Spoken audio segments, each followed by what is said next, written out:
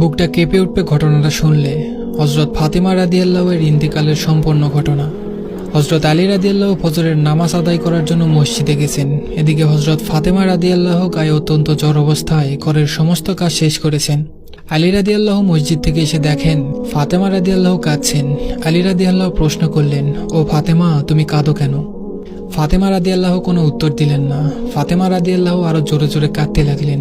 আলী রাদিয়াল্লাহু কয়েকবার প্রশ্ন করার পর ফাতেমা রাদিয়াল্লাহু কাঁদতে কাঁদতে বললেন, ও আলী, আমি স্বপ্নের মধ্যে দেখেছি আমার আব্বাজান হযরত মুহাম্মদ সাল্লাল্লাহু আলাইহি ওয়াসাল্লাম আমার ঘরের মধ্যে ঢুকে কি যেন তালাশ করতেছেন। ঘর থেকে বাইর হয়ে যাওয়ার সময় আমি পিছন দিক থেকে ডাক দেই, ও আমার আব্বাজান, আপনি কি তালাশ করছেন? আব্বাজান মুহাম্মদ সাল্লাল্লাহু আলাইহি ওয়াসাল্লাম বলতেছেন, ও আমার ফাতেমা, আমি তোমাকেই তালাশ করতেছি, তোমাকে নিয়ে যাওয়ার জন্য। আরো বললেন, ও আমার ফাতেমা, আজকে তুমি রোজা রাখবা, সেহরি করবা আলীর দস্তরখানায়।